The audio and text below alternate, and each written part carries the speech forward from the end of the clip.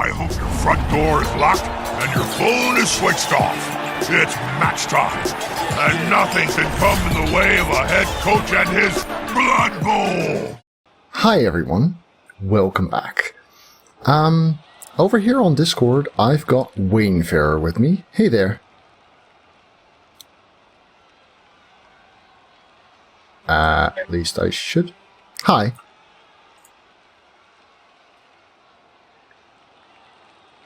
Waynefarer, are you there? Can you hear me? Yeah, I can hear you now. Excellent. Excellent. Welcome to the stream. Hi.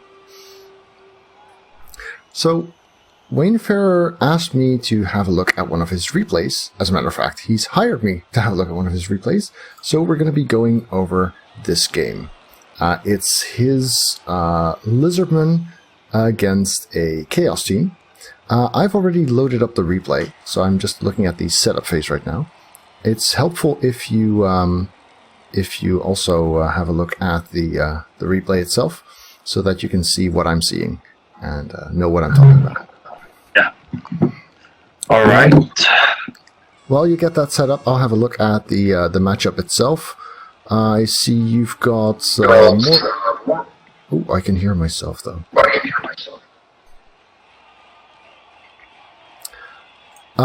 Help me, I can answer that question. Right now, I charge 10 euros an hour if it's on stream, or 15 euros an hour if it's off stream. And that means basically, usually a replay analysis takes about an hour. If we do a training game, that tends to take about 2. So that should give you an idea. I might want to increase these rates in the near future. I haven't quite decided on that. So, matchup Lizards versus Chaos. The good thing is the Chaos have 0 claw, so that helps a lot. I see your team has more development on the Saurus than it does on the Skinks. That's also really, really good. Nice movement 9, dude. Pretty helpful. And keeping the movement 9 on the bench for the 1 turn also seems like a sensible idea. Your starting setup, it works. However, I like to what you'll have often seen me do, if you've watched this before, is I'll actually take up these 2 squares. So to the diagonals next to the people who are on the line of scrimmage, to make it harder for an opponent to get an assist in there. Sorry, I'm still loading the replay.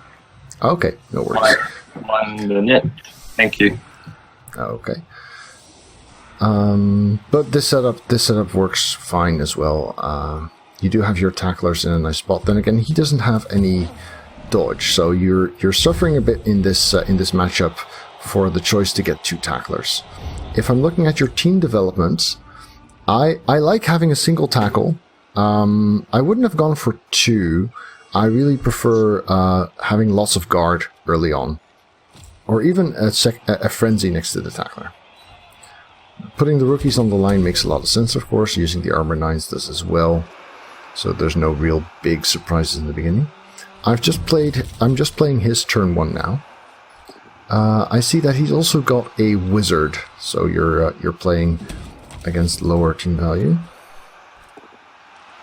Is there anything in particular you would like me to focus on during this match? It's match. I got a draw in the end, but I think it was a match where if I didn't get lucky, I would have definitely lost it. So okay. One problem was having to play against the wizard. Didn't really know how to counter that. I'm not very good at making loose cages with Lizardmen. Yeah. So Kuma was asking, what would you have put on the block Mighty Blow? I would have probably put guard on there, or maybe a frenzy. Yes. Unless you didn't have a tackler yet, in which case I would have put tackle on him and then break tackle. Right, so his first turn, he hasn't really broken you much, just a single stun. You're able to stand up. Now, lizards tend to prefer a fairly connected playstyle. I guess you're going to Mighty Blow blitz his plus strength Mighty Blow guy. That is very helpful. What I already see is you've put your Garter next to one guy, and I would be eyeing the position where he's next to two guys, because that lets him use his guard skill. Either in the scrum or just in the diagonal between those two. Having one source hunting up front is not that weird. Yeah, this is exactly the blitz I had in mind as well. I would have rerolled that too, so far you're doing fairly sensibly, I'd say. I think, let's see, where were you? You were here. Right? Somewhere down here. 1, 2, 3, 4, 5, 6, 7, 8, 9, 10. So that diving tackle skink had a not too high odds chance of actually getting next to the ball. And since he's got sidestep diving tackle, if you were able to get him into one of these two squares he could reach that are exactly next to the ball, that would have been very preferable. So I would have probably done everything else in my turn before, and then just tried to make those dodges into GFIs, because having sidestep diving tackle next to a loose ball is a big headache for your opponent, and he'd have to use his blitz to get there. See what I mean? I like how you marked the other guy, but I would have really liked to see that sidestep diving tackler getting into a more annoying position.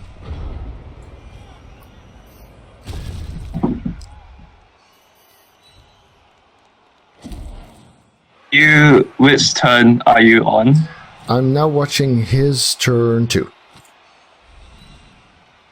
He's just made a 3-die blitz, which is a bit ill-advised, I think. Those open up the center. So because you didn't mark the ball, he can afford to spend a lot of his energy on the center of the game. But if you had sidestep diving tackle on the ball, he'd have to really worry about the backfield. So basically, he'd have to do... I'm pausing now. He'd have to do his center blocks to free up as many players as possible, but then move them back, because he wouldn't even have gotten a 3-die against your skink without bringing players back. He could just blitz my skink with the block. With the blodger. With the blodger, yes. But that would be 2 dice, and it would use up his blitz. And it would force him to immediately pick up the ball in the same movement. So there's a lot of risk there. And if the 2-die would not get a knockdown, then that would be a big problem for him. So he would have to concentrate on moving his players back, rather than fighting you in the front, which is very helpful. Alright, he's finishing up his turn 2, so we're now looking at your turn 2. Let's see.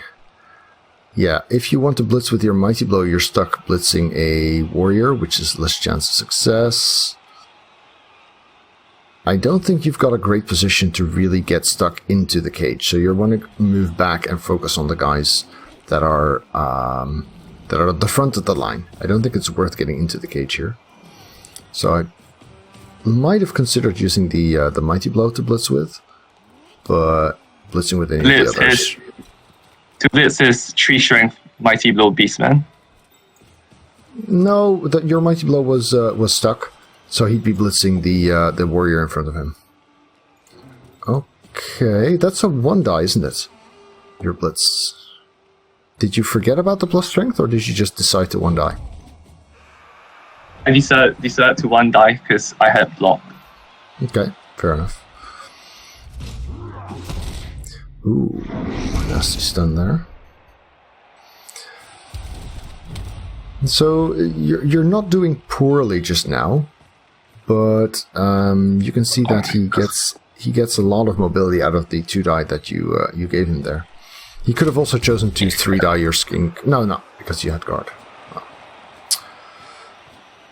So basically, he's able to do most of the movement he wants to do with relatively little trouble. Now, you do have 2 tacklers, so his ball is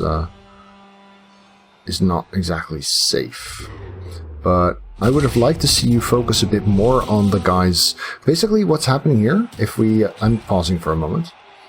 If we take a step back and not focus on the immediate actions, but on the bigger picture, what's happening is you're responding to his situation as it is now. where his ball is, where his cage is, instead of responding to where you expect him to be at the end of his turn. See what I mean? You've focused on where he formed his cage, and you're responding to his actions. But really, you want to think, okay, what is he going to do with his turn? Can I prevent that realistically? And if you can't, for example, because you're next to his strength 5, then you have to picture, okay, where is he going to be, and how can I make that situation as difficult for him? Because now you're basically losing out on initiative because you're responding to what he's doing rather than anticipating. See what I mean? Yeah, I think I was kind of hoping for a 1 in 9. Like, quite a lot of his guys don't actually have block, and I figured if he gets a turnover, I could start from there because I had 2 skinks at the back. Yeah, that can be very worthwhile if you have a tackler to blitz the ball with, because right now you really don't. Right.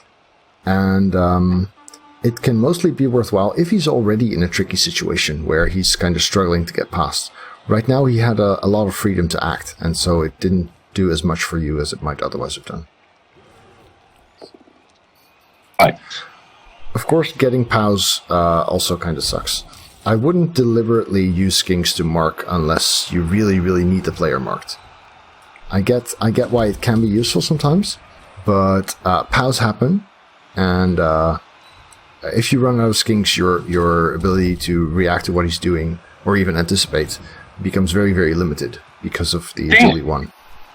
I think using skinks to mark strength and don't have block, it usually worked well for me in the past, but the problem with it was that he gets pulse. Like, I know it's a 2 die, but he gets a power and he gets an armor break, but it isn't always like that in the past when like I use my skinks to mark. I understand. Marking with skinks, especially sidestep diving tackle skinks, can be very helpful, but you have to wonder, are you marking someone he would rather not be blocking with? Because in this case you marked 2 players that have Mighty Blow as well. And so if you get a power, even both down, the chance of losing the skink is quite severe. And these players, while valuable and while doing stuff, what they really want is to block and blitz skinks. Because they've got Mighty Blow, you've got Armor 7 and Stunty, so it's their job to try and hit the skinks, and you're giving him that for free. Right. Both his Mighty Blow players got a block without even a blitz on the skink, and that also means that your ability to react to him gets less because you're stuck. Your Saurus gets stuck, and he can move fairly freely. Which are you still pausing, or are you? I just resumed your turn 3.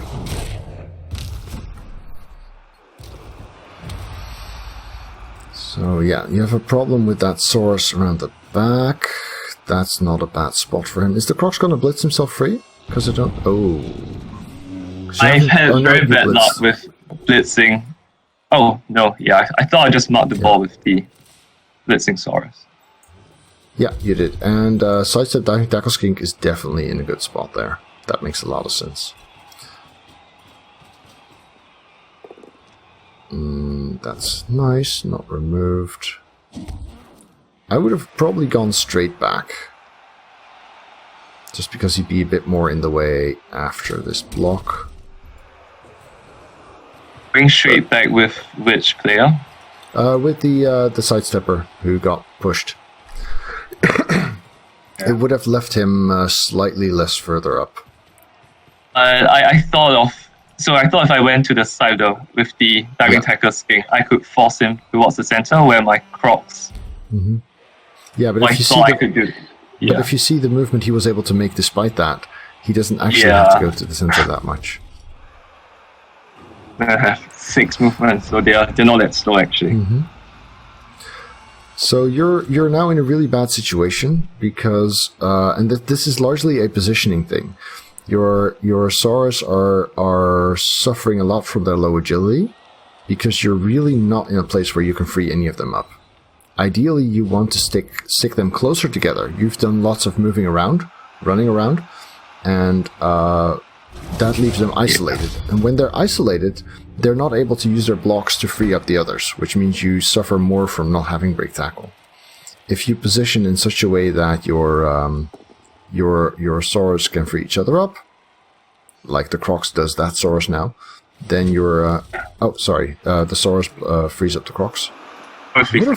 Yeah. Yeah. I guess the Crocs is going to blitz to get next to the ball, which makes a lot of sense. Oh, he doesn't? Did you not blitz? Or did I just forget? No, I didn't want the risk of turnover with my blitz. I would have definitely blitzed there, because if the Crocs even just gets a push, that puts him next to the ball carrier. Yeah, I just had really bad experiences over the last few games with blitzing with my Crocs, because I would blitz into double spells. Well, the thing is, sure, he's not the best player to blitz with, but if you have a blitz action anyway, because now you just chose not to use it at all. Yeah. If you have a blitz action anyway, you're better off using it. Oh, this is nice, though. This is very nice. Him failing the 6-die blitz. Yeah. Should give you some options. It's the skink.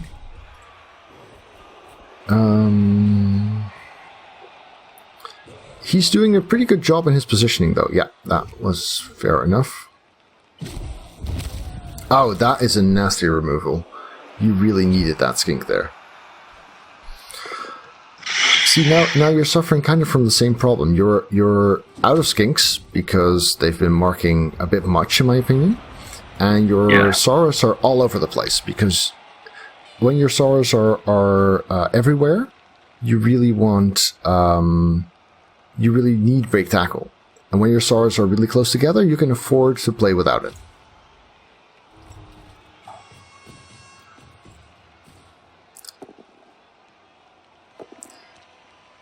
Okay. I think our problem was that I have 2 tackle Sauruses, but for the entire game, for the first half, he just kept them really far away from his Waynefarer.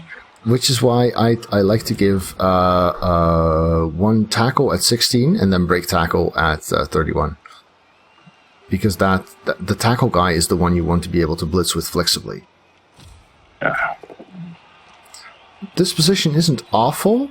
Wait, where did that oh, okay. I see this. So you took I've paused halfway through your turn 5 now. You took Lazlashi and you put him somewhere in the midfield. But that makes it easier for him to get blocks in on the 2 guys marking the ball carrier right now. I think what I would have done is try to make 1 GFI with that Saurus and put him next to those 2. So in the square right above with the top back. Because then they would have been locked in and much less able to do any blocks. And then I would have probably tried to screen off. Which square would you have put him in? Right, one above the... one square above with the top back, the prone Beastman. Why put him in? Yeah, because then they'd both be marking the same 2 guys, so they wouldn't get assists. The Crocs has the tail on the ball, so dodging out is scary with a 4+. And you could even dodge the skink out to try and screen off the way Lazlashi is screening now. Also, a niggled Saurus with only 1 skill, worth replacing as soon as you have the money. Yeah, I've had the money for quite a while. I figured he's only like 1 MVP away from his 2nd level, so if he gets plus strength, I'll keep him. If not, I'll just fire him. That's surfable. That's one of your most important players, and he's surfable right now. I would be pretty scared to do that.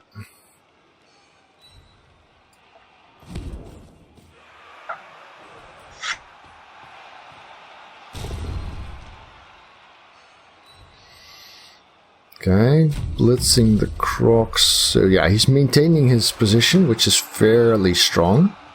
And part of the reason why it's fairly strong is because that Saurus isn't helping out. Yeah. But at least he doesn't serve your best player, so that's something. Now, of course, at this point, I would be seriously thinking about save, because your defense, where I've paused in during the end of his turn 6. Your defense looks pretty hopeless at this point. Not saying you handled in a way that's hopeless, but it's partially how you handled it and partially how it turned out dice-wise. But I would be thinking at this point, okay, I'm just going to accept that he scores. I'm going to conserve my last reroll because I have a good one-turner. However, I think that's why I did. Yeah.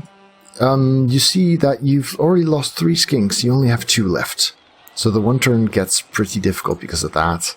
Because you need to put the skink that picks up in the center. And so you can't put 2 in the back corners and make sure that you can get the ball to the one-turner. But I would definitely be very, very cautious about spending my last reroll and a last-ditch attempt at defense, because chances are it won't work, and it might cost you the one turn. Right. Okay, so you're back in your surfing position, which is scary. I think I saved my last reroll for the one-turn touchdown. Okay, that's good. So right now I'd be most worried about keeping that skink alive, because if you lose him, then you lose the ability to make any handoff plays, for example. Yeah. And I'd be worried about making sure my Saurus don't get surfed. Because like this one die, for example, that you make right now, with the block guard, if that's skull, you have to choose between a reroll, which is costly because of the one-turn shot, or getting your Saurus surfed, which is even more costly because it's your best player. So I wouldn't even want to make that one die. I would just try to dodge out the Saurus at some point. Because he's got enough control to get you in real big trouble. No, worked out. Because does it really matter if that? Yeah, go ahead. Like, it doesn't matter if that mighty blow Tachosaurus got surfed, because it has armor 9 and I still have an Apple in the back. Armor 9 doesn't work against surfs. Surfs automatically bypass armor. Oh. So surfing high armor players is awesome. A surf is an automatic injury roll. That matters. Yeah. This is why having a frenzy player on your team is a kind of a substitute for claw in a way, because surfing helps best against the kinds of teams that have high armor. Why not one die the Saurus off instead of dodging? Because on a both down you're screwed, on a push you're screwed. Oh, you mean the yeah. So the thing is, he has the ability to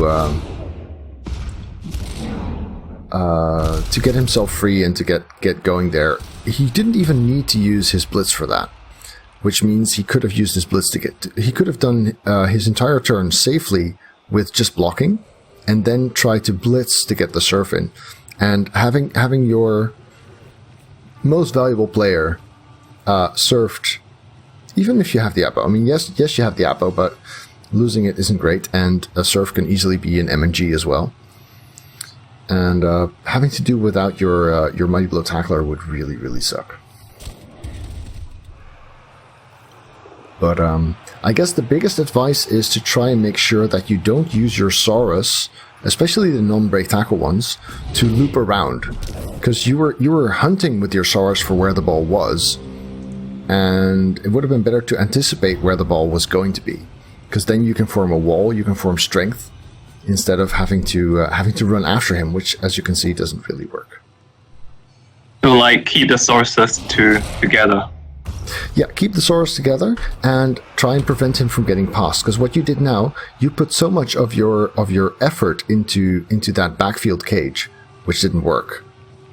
You would have been better off with the Skinks putting the pressure on the ball, if needed, and when it was still loose, and putting the Saurus on the wall, on the formation, on the front, where he was still gathered around the line of scrimmage, because looping around with your Saurus has left them isolated, which made his you were focusing on where the ball was rather than on where it was going to be, and as a result he was able to isolate your Saurus, and that's never good.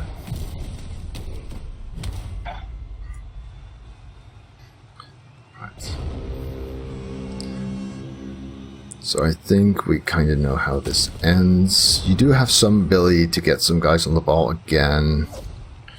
No, wait, that was already your turn. Never mind. So you can just try and kill your last skink and then score. Yeah, so this is pretty painful. I mean, you've lost 3 players. Oh, 3.5. And you're still in. If you manage the 1 turn now, you're kind of okay. But he gets blitz, of course. Okay. Yeah, I'm gonna go skip ahead through that because it's not that interesting, I believe. Yeah, so you have 2 guys. You're setting up for the 1 turn. Let's see if your setup looks good at least. What's going on here? Yeah. Let's see. What's the plan? You blitz him in there. He's got sidestep, so that's good. So he goes there, then you block there. Yeah. Splendid setup. Works fine. Not much needed. No 3 dice, but that's hard against strength 4. Positioning this skink is a bit of a challenge. 2, 4, 6, 8, 9, 10. Yeah, that's right. I would have probably kept him 1 square further forward, but that would have actually cost you the chance, which doesn't matter because you never had the chance either. 3 die blitz on your skink. If this breaks, you're in trouble. Okay, good. Right, next half. Because now you're just trying to cause some pain, which is not that interesting, right? And didn't succeed.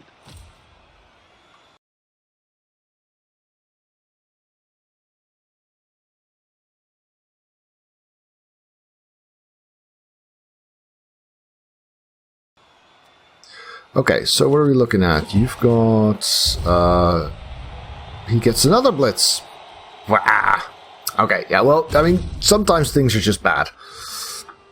However, looking at your setup, the first thing I think of is, well, if he'd had a perfect defense, you'd be screwed too. Because you have your 2 Saurus on the sides on the line of scrimmage. Which means on a perfect defense, he can tie them up, he can do all kinds of annoying things. Just keep them 1 square back from where they are now, and you're in a way better position. 1 square back. Okay. Yeah, because on a perfect defense, he can just put warriors next to them, beastmen with blodge next to them. They're suddenly unable to react to what's going on. And keeping a few Saurus mobile is pretty important.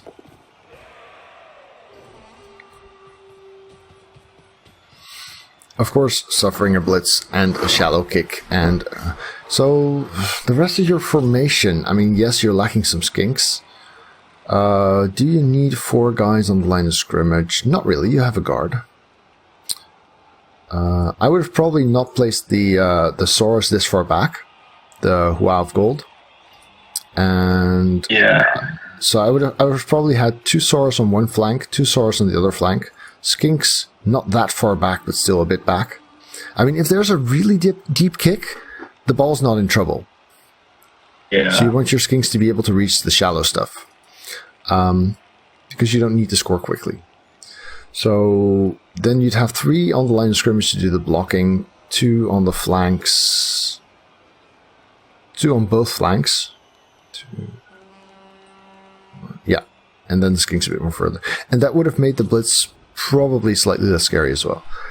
I mean, it's not like... Right. It's not like your entire setup should be focused around the blitz, but it's always worth keeping in mind a blitz might happen, and if it does, am I somewhat prepared for it? Because, well, they're kind of game changers, as you know. If you put 2 Saurus on one flank, how do you position them? Usually just diagonally of each other. So that if one of them gets pushed on the blitz, you still don't give up a gap to move through. Of course, if you have 4 skinks, as you normally would, that also helps a lot. Ooh, bad. Better. So yeah, you're pretty lucky he didn't catch that ball, otherwise that would have probably meant game over. But you see how, again, he's able to immobilize your Saurus simply by marking them. And the closer together they are, the more you will be able to... Well, fair enough. You had to try something. The closer together they are, the more you'll be able to use your blocks to free them up and get an advantage that way. Because as long as he's able to keep all of them together, you're going to have to rely on killing stuff to free them up, and that's not very reliable. When you say keep them together, do you mean like 1 square apart, or? But well, yeah, this gets pretty tricky to explain because it's positioning and it's context dependent. But basically, you want them to be next to the same opponent players, so that if you've got 3 Saurus next to each other, you want Saurus A to be able to block one opponent, Saurus C to be able to block the other opponent, so that Saurus B in the middle suddenly is no longer marked. That kind of thing matters a lot, because then the middle Saurus can suddenly blitz towards the back, free up someone else. So a really big part of playing well with your lizards is about positioning in such a way that you can block effectively. Just a moment, Wayfarer. Hi, Leafy. Was leuk? Ja. Mooi. So, yeah, you suffered an awful turn bash-wise because your Crocs got killed. Wait, no, that wasn't the Crocs. You had a player killed and another player Apo, is that right? Oh, it was the same guy. Sorry. Yeah. Apoed into minus movement. Yeah.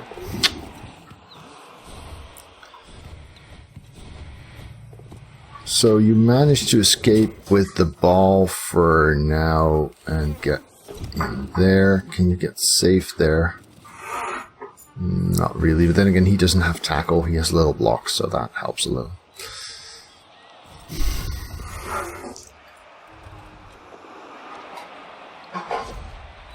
Yeah, to be honest, I'm impressed this is still turning into a tie, but there we go. Fireball fails to knock down the carry. Oh no! Wow. And you drew this.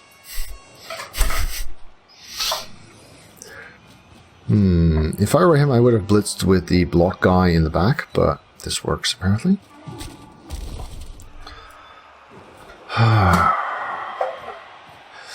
Yeah. I mean, the thing is, pausing again. People often say about lizards, try and kill the skinks.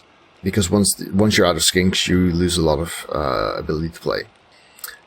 I think if you get a chance, you should focus on the Saurus. So if you get good serfs, because they bypass armor and they remove the player from the drive, or if you have a good opportunity for like a gang foul or a claw bomb hit, focusing on the Saurus is actually really good. But if you don't have those, like this team, then focusing on the skinks is your best bet. And I think you enabled him to do that a bit much. Alright, starting play again.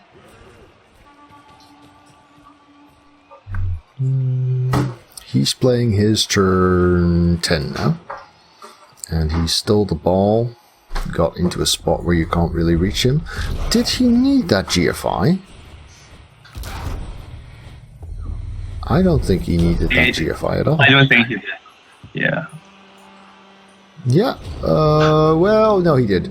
He did. It was a good call. See, if, just pausing at the start of your turn 11, if you have moved your skink out of the way, then you could have blitzed him with the Saurus you're now blitzing with as well. Okay. If you hadn't GFI'd. No, that's not true. You could have just gone there. No, that's also GFI, I think. Let's see, actually. GFI I can still blitz with that Saurus because there's a gap between his two beastmen. Nope. You could have. He could have stood his guy not south, but southwest, which would have been screened by the beastman. He now had to blitz and the warrior at the top. Yeah. You might have blocked. No, you had that prone. Yeah. No, he could have been safe with that to cheer fine. Still, it wasn't that bad a call. He had a reroll for it. He was unlucky. God save me. Yeah, it definitely did.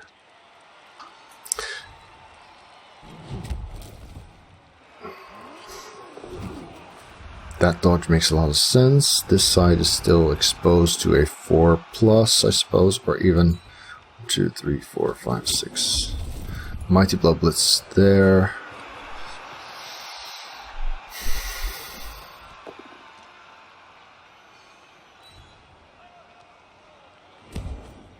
I have blocked with my Crocs. Sorry? Crocs on his Chaos Warrior. Right now I'm watching him blitz your skink. I was taking the both down there, probably. It's close towards the end of his turn anyway. And this guy can now move here, which isn't bad.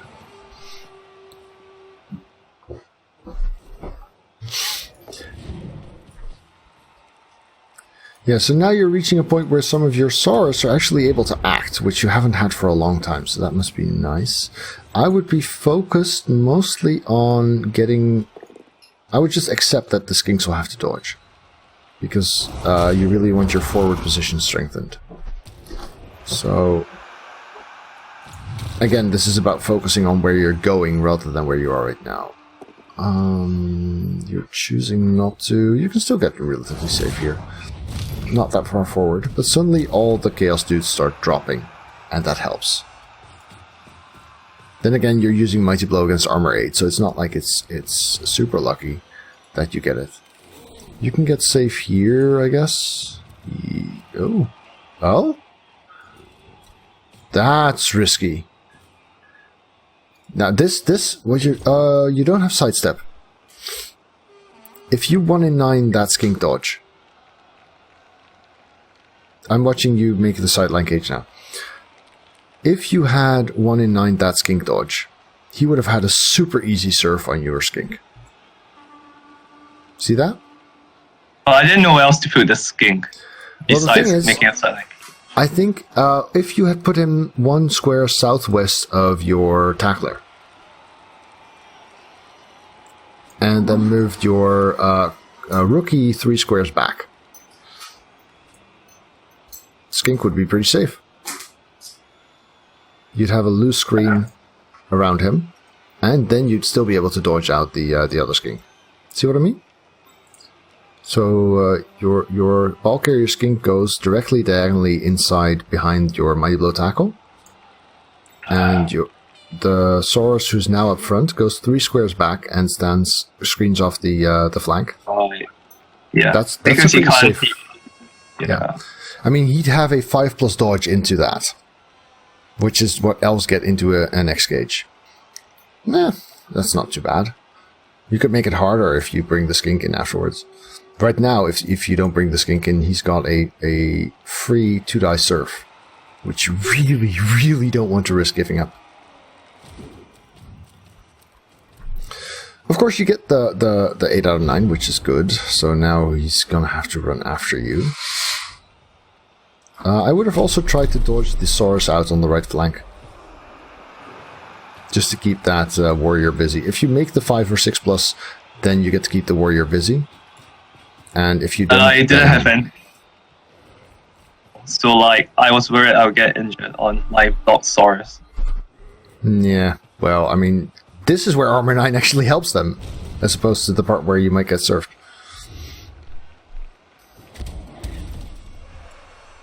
Oh, interesting opportunities for a chain surf here.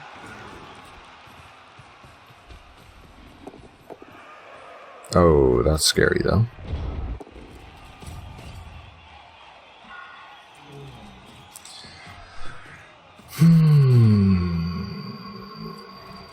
I would... Yeah, this works to free him up. Oh, or at least it should. I might have considered moving for the right flank here, but that would have been risky too.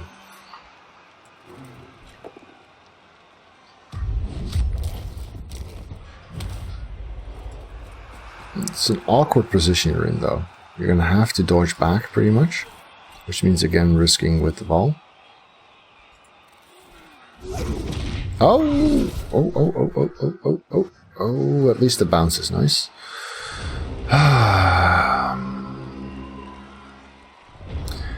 Yeah, so I also think that a sideline cage play like that works reasonably well if you really, really need to score fast. Or if you're really, really outnumbered and you don't have alternatives. But if you are able to take... Blood Bowl is a game about control. And Lizardmen do that very well, especially if they have a bunch of guard. So typically what you want to do is just move your entire formation forward by blocking, by blitzing, by advancing when you can. And keep the skinks protected in the center. And then you don't have to take these kinds of formations, which are, fairly exposed. Right. So, again, lost position. The tackler is not free. The other tackler is out. This looks pretty dire. You're going to have to roll POW. So, roll POW. Yeah.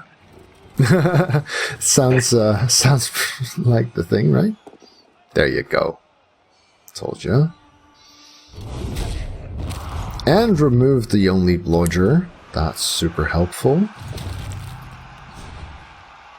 Yeah, so by now I'm inclined to agree with your assessment that this would have been a loss if it weren't for some luck. Do you feel like you've... Because I think we can focus mostly on your defensive drive as the thing that should have been handled differently. I mean, the wizard got 3 out of 4 guys. That can catch you off guard. At this time, you were also suffering from some numbers, mostly the skinks. So I think the GFI fail. Yeah. And I think I got a bit complacent with... Yeah. And then 3 I think I get a bit complacent with defense because I've been able to do a 1-move touchdown half the time. So I thought, even if he gets through, I have a 50% shot at getting a draw by halftime. I don't think your odds are that good. With Agility 3, I mean, if you had an Agility 4, Movement 9, and an Agility 4 for the pickup, your one-turn shot's really good. But I think with the Agility 3, needing to be in range, first of all, needing to pick up, hand off, get the pushes, get the dodges in the backfield, because chances are that he's going to force you to do those instead. Yeah. Not so sure. Yeah. Maybe I've just been lucky.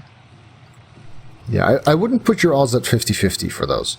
But that's just a rough guesstimate based on a gut feeling. But yeah, I think your defensive play needs the most work, especially when it comes to positioning the Saurus and... I mean, the skinks are expendable in the sense that you don't really care if they don't survive. But you do care about having them during the game. They don't need to develop. Your Saurus need to live to legend, and your skinks can be rookies every game. That's fine, but they're still a resource in the game. And so I would definitely try and focus on scoring with the Saurus when you have the option, but don't give up your skinks too easily, because that can really come to bite you. Should I buy one more skink for my reserves? 12 players total is fine. I mean, you can play with 13 every once in a while. Depends a bit on the league you're in and the kinds of teams you're running into. But usually I find that 12 players total is solid.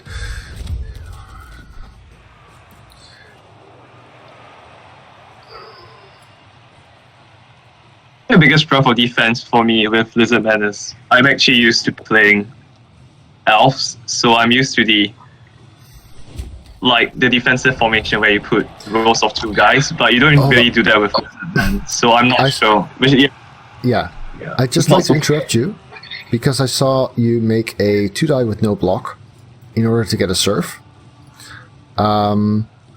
If you specifically dislike this opponent or worry that you might face him again, there is a slight reason to do so, but surfs don't give star player points, and on turn 1 surfs are amazing because they're really worth investing in, because you might remove a player you're going to remove him for at least this drive and bypass his armor and potentially remove him from the game. Turn 16 surfs don't do anything for you, and there's a 1 in 81 chance that you suffer a turnover for that block. I forgot my thoughts on that block. Yeah, well, even if he did, why would you want to surf? I mean, a both down would be better than a POW here, because at least there's a chance of star player points if you had block. But there's nothing to be gained from the surf when it's turn 16. I mean, I could see why you want to blitz with the Mighty Blow Tackler, because at least he's got Mighty Blow and at least he can kill stuff. But this block had no potential for value. The only way you could get star player points from that block is if it's a turnover and then you lose the game. See what I mean? Yep. Right. Yay, victory lap. Alright. So, I hope I haven't been preaching at you too much. Do you feel like you've learned a bit from what we've done here? Yeah, definitely. Okay. Yeah, as I said, I think it's the defensive game that I need to work on, because I'm not very used to playing Lizardman defense. Yeah, and positioning Lizardmen is a big part of more advanced Blood Bowl, especially when you've got multiple guarders, especially when there's lots of things to consider. So I wouldn't worry about not having that entirely down yet. Have you watched some of my Lizardmen playlists? I remember your comment that we should not get Big Tackle into the 4th level, so we can improve our positioning, which is why I've not got Big Tackle on it. Yeah, if your goal is to learn positioning from playing the team, waiting with Break Tackle is good, and waiting with Mighty Blow is good too. If you just have a bunch of guards, a tackle, and a frenzy on your team, and block of course, then you're going to be forced to rely on positioning a lot to get stuff done. That's exactly true. But in the meantime, while you haven't perfected that yet, you're going to suffer from the lack of Break Tackle. Break Tackle is a great skill used in moderation when you know what you're doing, but it's a great crutch if you're still learning.